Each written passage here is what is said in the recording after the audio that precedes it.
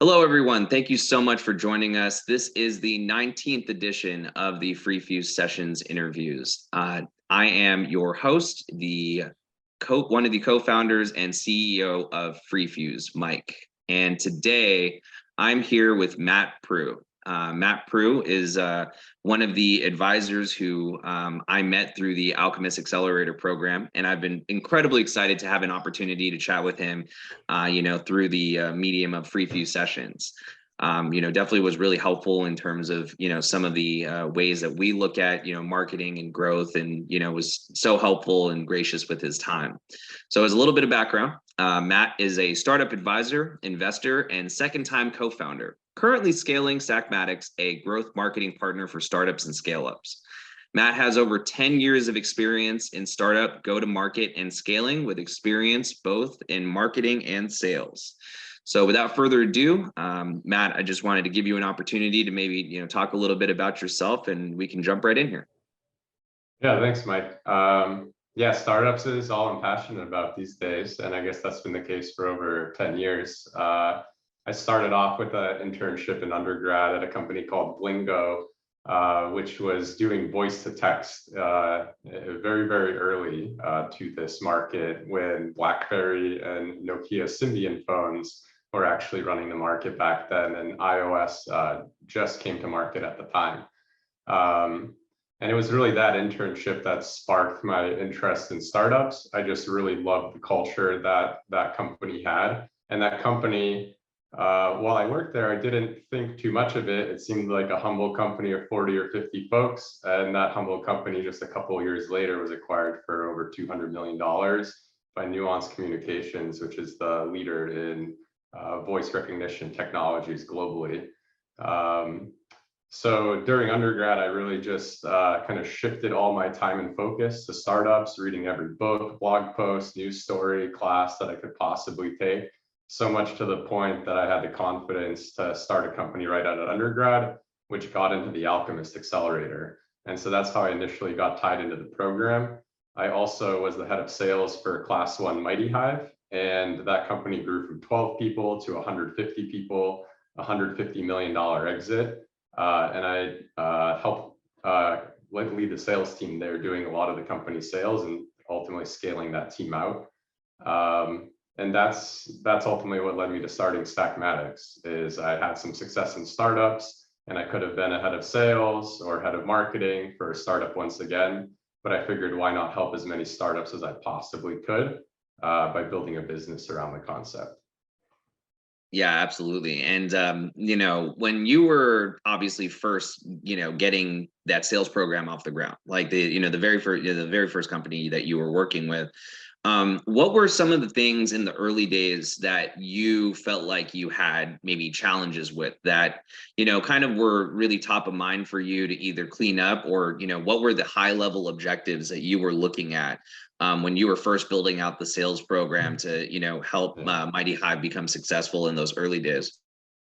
Yeah, like with a lot of startups, sales are founder led, and every founder varies in terms of process orientation. And when I came into Mighty Hive, there was no formal sales process per se. So the first thing I did was got requested that we could get Salesforce and some other tooling in place. And generally from day one, my approach was, day one, I will find 50 contacts to reach out to, and day two, I will reach out to them. Day three, I'll find 50 more contacts. Day four, I will reach out to them. So especially when you're doing B2B sales, I do think it's that straightforward and simple.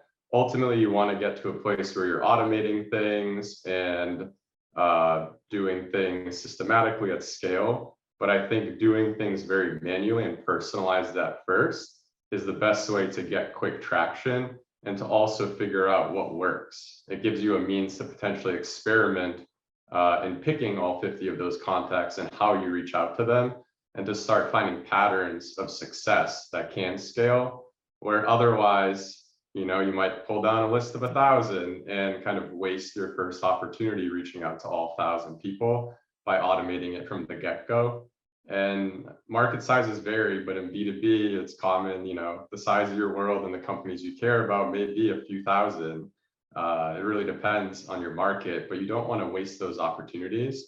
And so that always be my recommendation. Maximize on conversion rate, be more manual at first. And once you start having a very high success rate, then you should have the insights you need to start automating the program from there. Yeah, no, I totally agree. And one of the funniest things I've encountered is, a lot of folks leverage, things like Apollo or like, other things. Like we recently started leveraging like Growbots, for example, right? And, the only reason why we started leveraging Growbots is because we like banged our head against the wall emailing people and personalizing the messages because we weren't getting very good like open rates, right?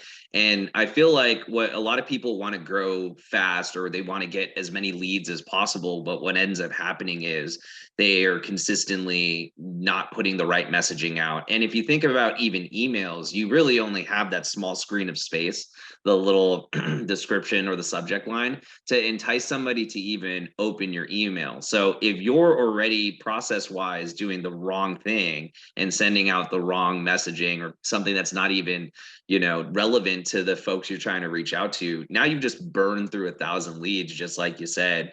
And that's what I feel like, I feel like some founders like early days are like, oh, well, I tried that, it doesn't work. And it's like, well, I think you tried it in the wrong way and you didn't really look to actually do a lot of the manual work and then just threw it out because, it was really taxing on, what you were doing. So, I've seen that process so many times and folks say, well, the direct approach doesn't work. But I feel like it's just because they didn't have a refined framework to do so successfully, kind of as how you laid out there. Yeah, and this can apply to any marketing channel. I've heard people say ads don't work, SEO doesn't work. How you do it matters a lot. And yeah, your capabilities and your experience matters a lot in terms of finding that success. And who you're selling to matters a lot. I did say find 50 contacts and reach out. I didn't explicitly say how. I was definitely emailing, but I set up a power dialer on day one and a headset as well. And I had a three-pronged approach of email, LinkedIn, cold call, because we were selling to mid-market and enterprise companies. And in a lot of cases, you could transfer to your point of contact in the directory, which isn't always, excuse me, which isn't always going to be the case. Currently today I sell to founders and theoretically I could find their mobile phone numbers, but I don't want that to be the first touch point. I don't want to catch you off guard on your mobile phone number asking, how did you get my number, and reaching out in that capacity. So it does matter a lot who you're selling to, but I always tell people if cold calling is an option, you should do it. And some examples of where this could make sense is you're selling it to law firms or physical therapy offices, any type of business where they're expecting inbound calls because customers may be calling in and they have a secretary or receptionist, or this other model I presented, any mid-market or enterprise companies that have corporate directories where you can search by name and transfer. 100% you should do it. But yeah, otherwise, if you're selling it to engineering, startup founders, certain ideal customer profiles, it may not be as effective. So that's all. Yeah, it really depends who you're selling to and how you make decisions. We sell into founders, and the big thing with founders, we believe, is that they ask other founders and they ask their investors a lot of times when they are looking to make decisions. And so for us, it's about how do we build credibility with those groups? How do we stay in front of those groups and create mind share so that when somebody is looking for a marketing partner and they make that ask, that we are that referral. Yeah, absolutely. And, I think that when you're talking about developing mindshare and more importantly, developing credibility and trust, right? I think that there's a certain, there's certain tactics and strategy that I think people maybe overlook sometimes as it pertains to even having those conversations, right? And it could just be as simple as even being provided as a preferred partner. Like Alchemist has their own preferred partners and folks that they say, hey, these are the people that we have deals with, and that builds that credibility, right? I trust that the people that are on that list are obviously going to be, useful products and services, and even, some of the feedback forms that we get, rating whether these people were legit or not, I think are really good measures to build that credibility. But let's say you don't have, accelerator connection, or, ways to kind of maybe build, maybe you're in the early days and you don't essentially have that credibility and trust, right? How are you kind of looking at an opportunity to build credibility and trust for some of these newer type of products that, some people might say, well, where are your references, or where are these things, right? How do you kind of, I wouldn't say circumvent that, but what are your strategy towards building that over time? I think that's one of the greatest challenges of getting a startup off the ground, is that social proof is one of your biggest credibility points. And every startup starts out with zero as a business. The best thing you can do is leverage your own personal social proof. What have you done in your career? Why are you credible? Why are you someone that can be trusted? And I think pricing is really important. Generally, I do think business is as simple as providing value and then capturing some portion of it. And your initial customers and social proof, you will be gaining a lot of value from that. And so I think B2B startups especially should be open to discounting pricing over the short term, potentially even to zero, in exchange for marketing assets. We need your logo, we need a case study, we need a testimonial, we need a LinkedIn post if we do this, but not committing to this pricing and to this model over the long term. Like we will do $0 pricing for 3 months to prove that we're a good fit. We get these marketing assets in exchange, and then we discuss pricing beyond. And again, it's just because of value exchange. They are providing you with more value theoretically than vice versa. It's really hard to build B2B products that are useful to businesses, especially if you're selling into enterprise. It begs the question of, if this company is making millions or billions of dollars per year, why don't they just build this themselves when they have the resources and the people, or they could hire up very quickly to match your team's capabilities? And so that's the big question, is can they do that? What is unique about you or your founding team where they can't just hire it out? What unique experience do you have? That's going to be your biggest selling point. And I think that's a big basis for how you should start your business potentially, especially when it comes to B2B enterprise software. And otherwise, the other approach, yeah, just you got to start getting that social proof however you can. Like I happen to have this Alchemist tie-in, but I've used it to build tie-ins with other accelerator programs.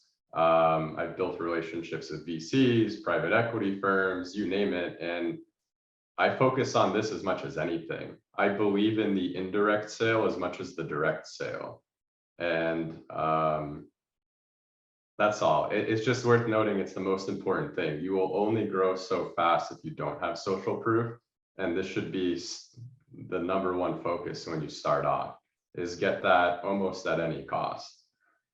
Yeah, absolutely. And in my own experience, I hated to do this because I don't like to be kind of like one of those like pat yourself on the back one-dimensional people, right? But I always hated going on like, conversations and trying to flex like, hey, I have a doctorate, or like I'm Dr. X, right? Like, and it because I just never wanted that to define my personality, right? And so for the longest time, talking to folks who were in like corporate learning and development, as well, like as we had worked with folks who were in like education, it made sense because I was like a teaching assistant before I got my doctorate degree, for like 6.5 years. So I had that personal credibility, right? Like I've actually been there, I've experienced these challenges, and people were a lot less guarded when I was doing a lot of these sales-led approaches in the early days of when we started selling our product, right?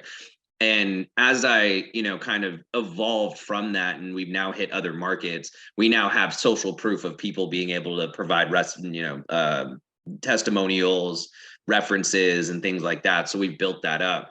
But to your point, we now have moved into the medical field recently, and I had no credibility in that, right? Like, so there was no opportunity to use what I, had as personal experience there. But we have a partner who is very credible working with the AC CME for, because it's a CME credit, CME credit type of product that integrates into ours. And the guy who I work with, his name's Rob Doblin. Shout out Rob if you take a look at this. But he actually has all the credibility working in the medical industry with companies like Arthrex, and had all the industry connections, and even a lot of these sort of indirect sale items, as you mentioned, right?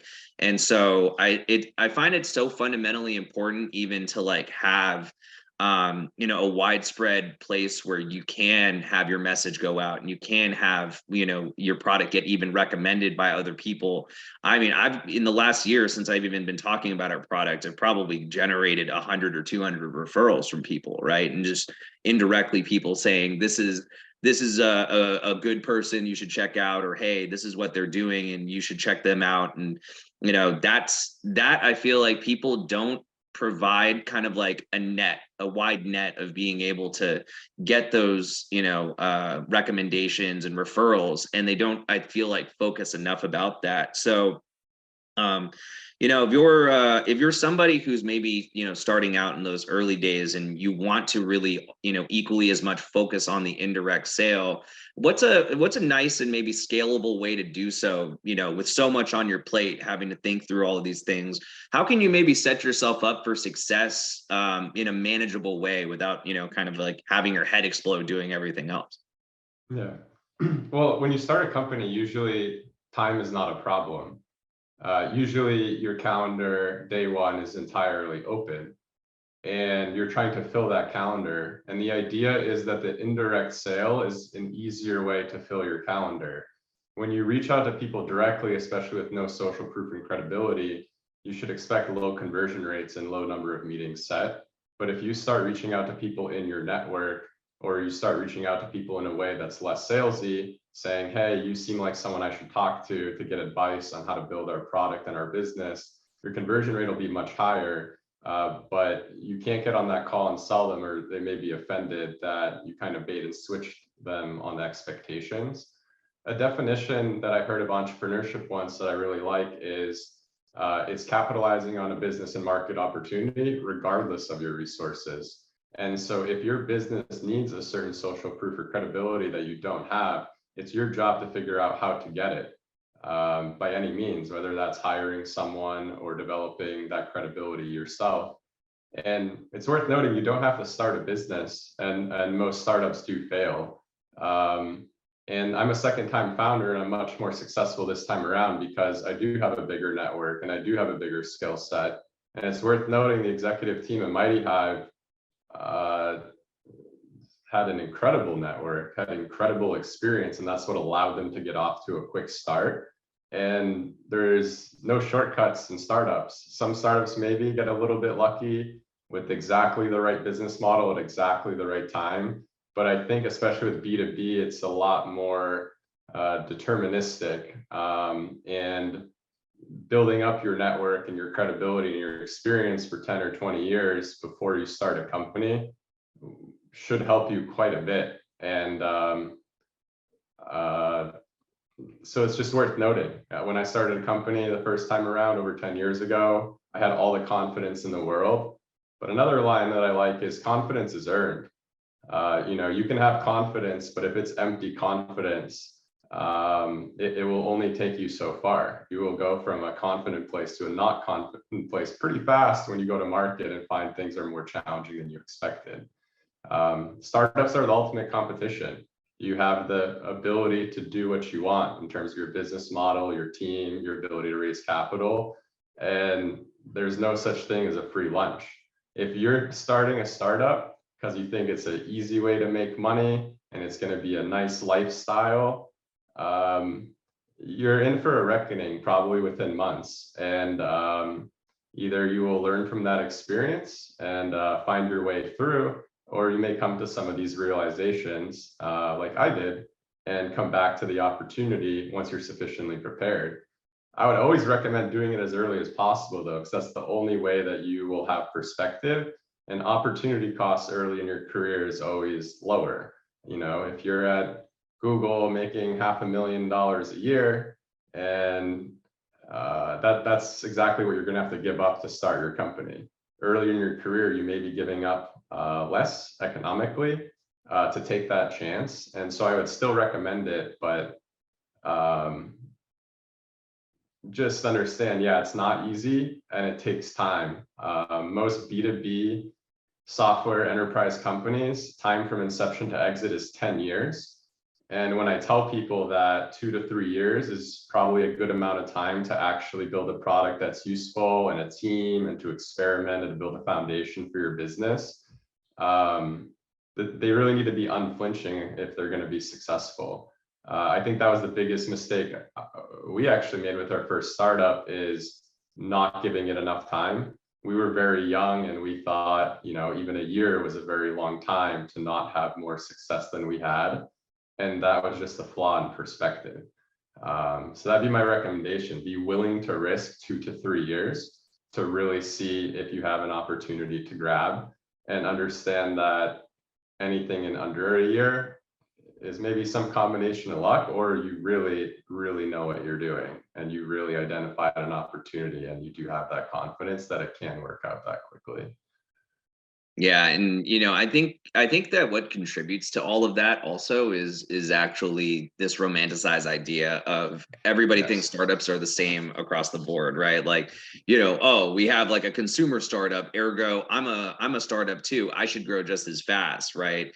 And that's just not the case, right? There, like you said, you depending on how big your ticket size is, you might sell to 1,000 companies every year, right?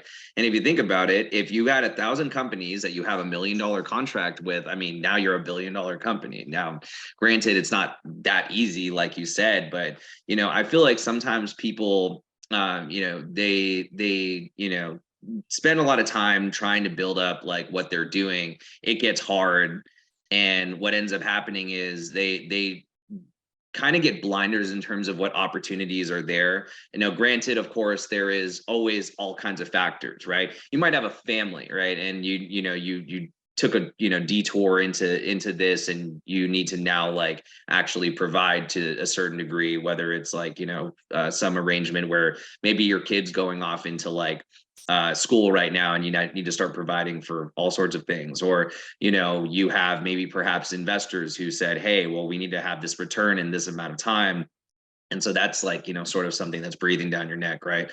And I think that when you factor in some of those things, right, like and also this sort of culture of having people share some of our greatest successes, you have this idea that if you're not getting to a certain place in a certain period of time, then what you're doing is failing, when in fact you might be so close that you're not really seeing the opportunity that you have, right? And I feel like a lot of people, they give up because they don't have some of that success early, and they don't really think to try doing other things. So they don't think to try doing something unique, or kind of at least having a process to judge whether something can be more effective than another type of tactic, right? I would have never imagined that more of a direct approach would have worked better for us, but it did, right? Like that worked really, really well for us. And sometimes you just have to stick with something that also works, but now we're integrating in other things that are more inbound to obviously assist and bring us more leads and stuff like that. But I found that a lot of people take playbooks from people that they think are aficionados and gurus in the space, and then they wonder, why doesn't this work for me? But they haven't even factored in that's a completely different company, that's a model that works for this type of sort of arrangement in business, and you're not necessarily going to be able to reproduce directly those elements of success. So there's kind of like an unreasonable expectation that these people have, and there's an entire industry, I feel like, that preys on that unreasonable expectation. So I'm glad that you've pretty much provided a framework, and more importantly, you've provided a way to help companies grow much faster, in the work that you're doing with Stackmatix. And, I think that that's really important, because I feel like there's so many people out there who are going to say, oh, I can do X, Y, and Z. But in reality, it really just doesn't just work that way for every single person. Everybody's not just a carbon copy of each other. Therefore, it just doesn't work for them, Yep. Even for consumer businesses, I believe the stat is 2 to 3 years into Facebook being founded, they were on 8 campuses. To me, that doesn't sound like much. I could see a lot of people saying, we're only on 8 campuses and we're 2 to 3 years in. Like, is this going anywhere? And obviously, this grew to be one of the biggest companies in the world. Or if you look at a more recent example with OpenAI, it's worth noting the company was founded in 2016. And maybe you've heard of them, but in terms of go-to-market, obviously it's something, closer to enterprise software. And it took them 6 or 7 years and a whole lot of capital and building and people to then go to market, to then have quick success. And I think that's really what you should expect, is that it's really hard to make something, whether it's for the consumer or for a business, that's so truly valuable, useful, and differentiated from what's already out there in a quick time frame. And once you get there, though, and you can make it clear that we are the best solution, then everything gets easier, and you can confidently explain why you're the best, and people will sign up. And there are a lot of other examples, but yeah, it's just something to keep in mind. I think the earlier you are in your career, or the younger you are as a founder, patience and playing the long game is a competitive advantage you really have. And then the more experienced you are, and the further along you are in your career, then having a better perspective to identify clear opportunities and being able to leverage things like network to get off to a quick start is the advantage that you have. So yeah, generally I'd say it can be different for everyone. Some people, they can't execute quickly because they have put in the work to make that possible. Otherwise, again, there are no shortcuts, and you're going to have to put in the work, whether it's directly into your startup or just generally in building yourself by helping others and learning from that experience to prepare yourself to move as quickly as possible, because even quick may not feel so quick. Yeah, still may be years in terms of time frame. Yeah, no, absolutely. And I think one of the things that I've been really fascinated by in my own experience recently was, going back to talking about the whole idea of bringing us into like sort of learning and development and kind of like education in the early days. And now we've kind of spread out a little bit more so these days. One of the interesting things that I found is how different that one vertical of people might look at your tool than another vertical. And probably people who are listening to this and have seen this before are like, well, duh, of course. But for early people, right, people who are just getting themselves built up, they have an idea of, oh, this is the story of how we're going to help these people. This is this is who I, am really passionate about really helping. And then you might find that the solution you created either, had more competition than you thought, or, the solution that you created was not as useful as you might have initially believed, because maybe you were solving your problem, but it wasn't as widespread of a problem as you really thought. And like what we found even in our realm was, there was a lot of people that I thought would really benefit from like our auto editing interface, right? And I was saying, okay, cool, this is great. There was a lot of people who got really behind it in the early days as well, and it's still very useful to the market of people who are like in learning and development, because they like being able to just automate stuff. But when we took it to like medical people, it was almost like a completely different way that they looked at things. They were like, wow, I can just literally turn everything into a decision tree, and then I can look at how I actually do my surgeries and my processes when I'm actually in the operating room. And that became something where I didn't realize how much more valuable that was to that group of people. And it's so interesting to kind of look at that. They have a particular need, and more importantly, they have a very distinct problem that's solved with this, which is I don't have a lot of time. And more importantly, I do too many things for me to learn something completely new. They really liked it because I always joke that, there's two steps, right? And someone who introduced me to, some other folks in the medical field always said, yeah, doctors really like stuff that's under 3 steps. If you can do that, then they really, get behind it. And I laugh because, I would just go into some of those meetings and say, well, guess what, everybody? I've got something you like. It's literally 2 steps: upload, publish, you're done. And, while that's a little bit more simplified, obviously, than, what some folks actually end up doing, it's pretty much at a base level that. And it just became a completely different, sort of market that really got behind it and, kind of just has started to run with it now. And so I think that being able to be okay with trying to find an entire new vertical of people when maybe your first idea maybe didn't hit with the initial hypothesis you had, I think also requires some level of being adaptable, right? So for folks who are really trying to find, some of those maybe opportunities that they might not have initially seen, what do you recommend in terms of how they might look at a specific market and bring it over to them? And what are some of the maybe telltale signs that they might have a good fit for those people? I think it underscores the importance of customer development. I think it's very common that people pick the wrong ideal customer profile, or it could be the case too that you may have picked this market because you were more comfortable with this market and had more credibility in it, but this could have been worthwhile on your journey. This allowed you potentially to get quicker traction and to start building the product so that when you went to the ideal customer profile and industry and opportunity over the long term, you were prepared to transition into that more quickly. But again, it underscores the importance of customer development. If you go in and try to sell things and assume this is probably why you may have low conversion rates. And I think people underestimate competition systematically. It's very common for founders when they pitch to say, there's no real competitors, so they have a matrix and they're in the top right corner. And this is usually off base. It's unlikely that you are, to the top right of that matrix to start.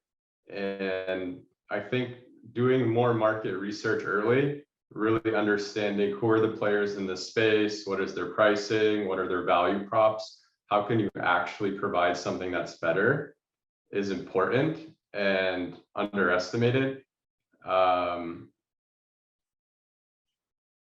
That's all. And yeah, just realizing that everything is a means to an end, that it's all part of your learning journey, and that you made this decision because it looked like the right decision at the time. And therefore it was. You made the best decision that you could.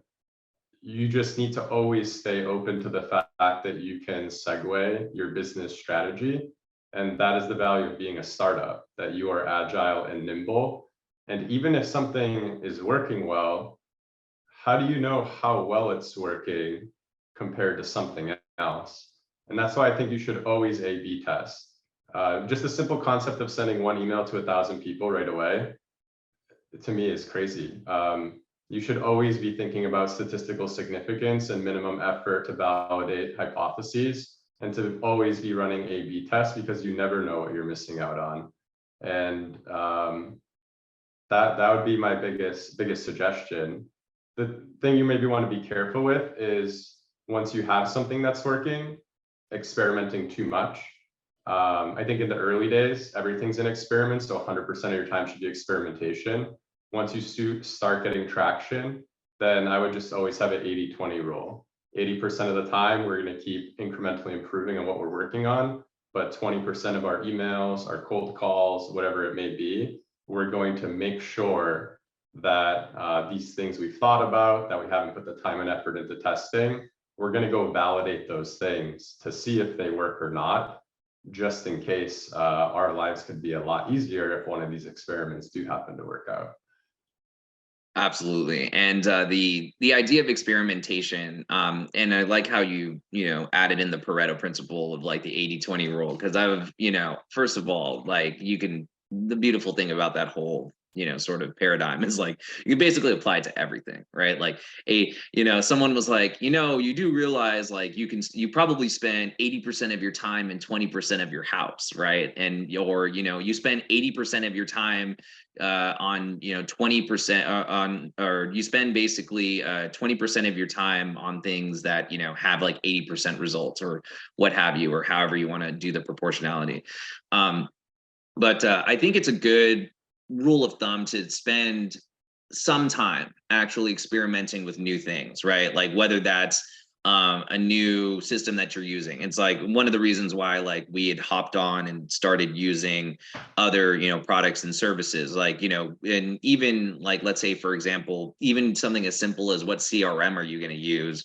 That can even just be like, hey, we're going to try the free model of like a HubSpot, or we're going to try a free model of Salesforce, or we're going to try one of these. At least you're trying to make your life a little bit easier, because to your point, I also think it's really crazy to not try and A/B test things like your subject line, the body in your emails. Like I remember someone telling me like, yeah, like I sent like 1,000 LinkedIn messages, and like I got this conversion rate, and I was like, okay, cool. Did you send in? What'd you do for your other one? And they were like, what do you mean your other one? And I was like, well, you should probably at least see if something is going to have a better conversion rate. You have literally no point of relativity and no point of reference.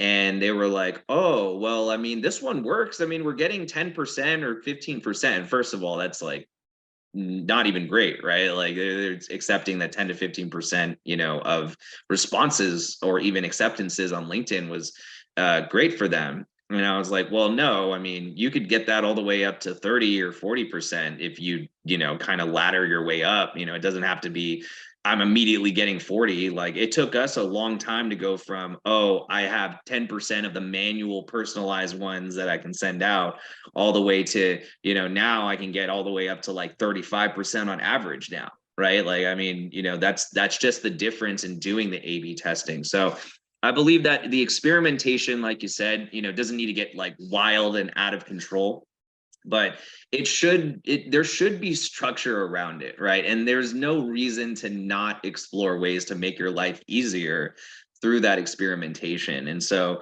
I've always preached the idea of having an experimental mindset. It's probably all the engineering that's still stuck in my brain from like school and stuff like that. But I think that people just don't experiment enough, and more importantly, they don't see certain experiments all the way through. They're impatient for results. Oh, something didn't work one week, therefore this doesn't work, I got to move on. And that's just, it's a shame, because then you have people who just automatically assume, well, nothing works, therefore this business idea doesn't work, and then they give up. And so that's always just been one of those things that I've always just felt like people could just be more effective in, which helps drive their which helps drive the growth of their company. So glad that you were able to cover that as well. Yeah, A/B testing should be easy. You made a good point. The subject line is more important than the copy and the body of your email. Who you're sending the emails to matters a lot, probably similarly to the subject line. With your website, you shouldn't change your whole landing page or homepage. The very first headline matters more than anything else. What form fill options you have and what data you collect should matter more than anything else. And running simple experiments like, what data points should we collect in the form fill? What should the subject line be? What should our first headline be? This should be very easy, quick to test on, and require very little creativity. I think the problem is when you run A/B tests that don't have much of a control. Like we send one email to one audience, and then for the next audience, we change the subject line and the body. And then whether it worked better or not, you don't know why. Was it because you changed the audience, the subject line, or the body? And I would try to make it as discreet as possible. Like even if you change the body content, potentially one line at a time, like change the first line first. and so on. But I would always think about that in marketing and sales. There's always a waterfall in the content, and always start at the very, very top.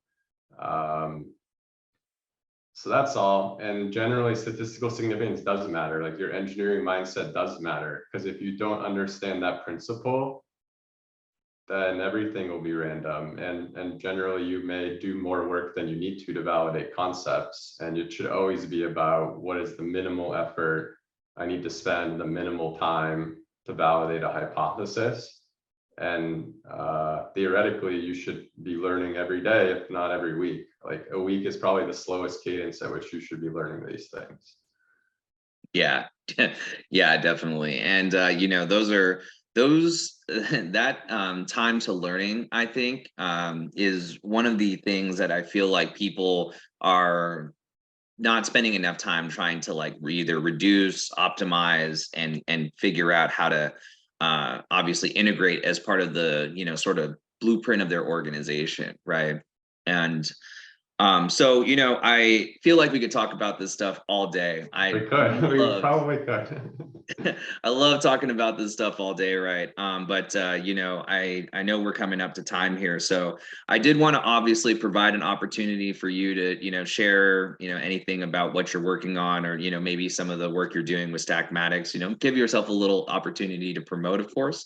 So, you know, if you have anything that you wanted to share with the audience, feel free to go ahead and do so now. Yeah, thanks. So we help startups with marketing, simply put. Our team is very experienced. We stay in the realm of digital marketing, I will say, not all of marketing, but this includes advertising, social media, SEO, analytics, systems integrations, and the concept is speed and economics. Full-time marketers are generally expensive, and a lot of them are one-dimensional. Like, they may just know search, or they may just know social. But as a startup, what's important to you is validating channels quickly and inexpensively, and we give you the means to do that. Could Google search advertising drive us quality leads? Could SEO be a way that we get traction quickly? Could it be a way that we have sustainable traction over the long term? What can social media do for us, whether it's organic social or paid social? So it's really just that. There are a very finite number of channels by which you can acquire customers. We address about half of those. And this half, on average, is a little bit more technical or creative. There is a learning curve. A lot of people think, oh, I could run Google ads myself, or I could run my social media myself. And while that's true, we find even quote unquote experienced agencies and marketers don't necessarily do a very good job at this. And startup marketing is the hardest marketing you can do. Once you have something that's working at any scale, it's easy to incrementally improve upon that. When you're marketing a startup, you're marketing something for the first time, and your resources and time are very limited. And so we have a ton of experience in doing this, where we're good in low data environments and being predictive, because we've have a lot of experience running analogous examples. Based on the type of company you are and your price point, who your target market is, we have ideas right away of, this should be your cost per lead, perhaps this many will be qualified, here are standard close rates. So we know what we're looking for out of the gate. And a lot of folks don't have perspective on, are we moving quickly? Is this working well? How well? And we feel we have a much better idea of that. Like, hey, your results are actually exceptional. Like, the fact that we're 4 days in and we're hitting these metrics, you should understand means you have product market fit. And while we were thinking about doing this conservatively, we should probably start having conversations about how to scale this more aggressively, or vice versa. Hey, like, you thought this budget might make sense. We're not so sure even 2 weeks in. And again, that's the speed of digital marketing. If you don't have insights by the second week, and you don't have results and data to go off of, you're moving way, way too slowly for this world. So that's all. Yeah, we give you the means to do this. We like partnering with high quality companies and founders to figure this stuff out. And we're incredibly transparent. If it's not working, or we think there are challenges, we're not going to push it. And that's the value of being holistic and not one-dimensional. is if someone's one-dimensional and they only offer one thing, they're only going to suggest and push that thing and hope that thing works for you. Where for us, because we have many options, we may say, hey, though we do all these things, this is the one thing we should test first, and let's see how this works out. And only if this doesn't work, maybe let's try this other thing, or let's try this thing secondarily because there's not as much scale. So we try to provide that pathing for folks so they know where to invest their time, because yeah, time and money is limited. It'd be nice to try everything at once, but that always comes at a greater cost. Yeah, absolutely. And the work you guys do is, awesome. So, I really appreciate just the insights that you put out there, and, some of the ways that you've also worked with startups and, growth stage companies as well. So, but in any case, I appreciate you once again for coming on here today. So many good nuggets of information. And of course, I'll link in for those interested. I will also be linking in, the ways that you can get in touch with Matt, along with a little bit more about Stackmatix and, their site and LinkedIn profile as well. But and once again, thank you all so much for taking the time to obviously come in and tune in. And we appreciate you as always. And of course, we will see you next time as we record our 20th FreeFuse Sessions interview. So we look forward to sharing that with you all. And for those of you listening, hope you have a great rest of your day. Thanks.